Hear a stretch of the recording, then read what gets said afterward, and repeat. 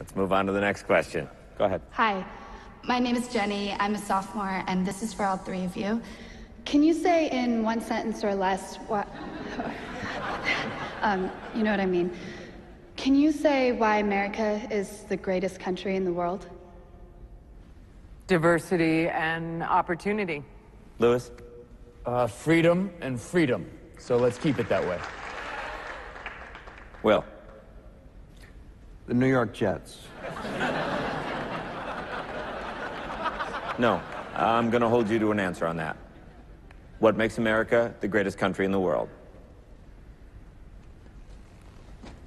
Well, Lewis and Sharon said it. Diversity and opportunity and freedom and freedom.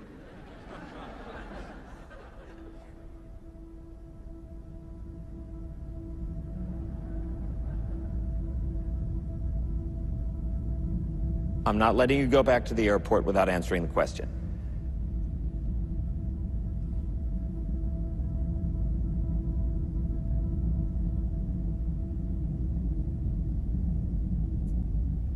Well, our Constitution is a masterpiece. James Madison was a genius. The Declaration of Independence is, for me, the single greatest piece of American writing. You don't look satisfied. One's a set of laws and the other's a declaration of war. I want a human moment from you. What about the people? Why is America Not the greatest country in the world, Professor. That's my answer. You're saying... Yes. Let's talk about... Fine. Sharon, the NEA is a loser. Yeah, it accounts for a penny out of our paycheck, but he gets to hit you with it anytime he wants. It doesn't cost money. It costs votes. It costs airtime and column inches. You know why people don't like liberals? Because they lose. If liberals are so Smart, how come they lose so always? Hey, and with a straight face, you're going to tell students that America is so star-spangled awesome that we're the only ones in the world who have freedom? Canada has freedom. Japan has freedom.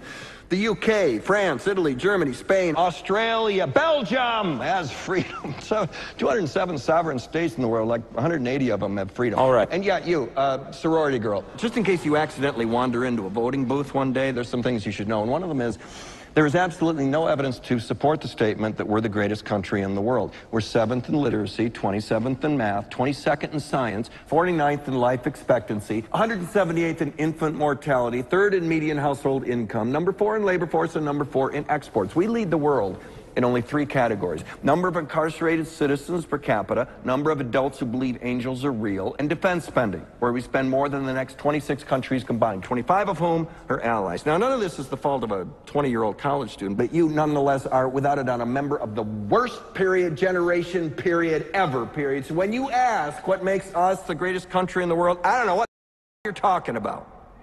Yosemite?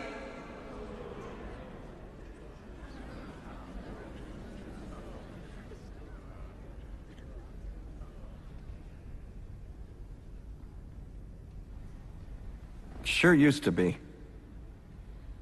We stood up for what was right. We fought for moral reasons. We passed laws, struck down laws for moral reasons. We waged wars on poverty, not poor people.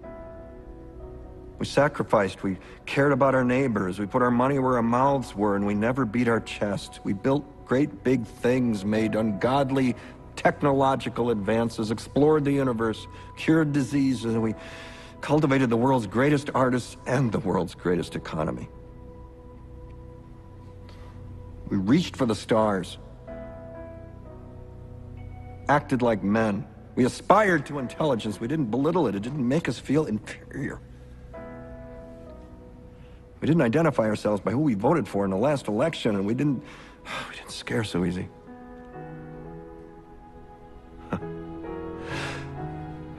We were able to be all these things and do all these things because we were informed by great men, men who were revered. First step in solving any problem is recognizing there is one. America is not the greatest country in the world anymore.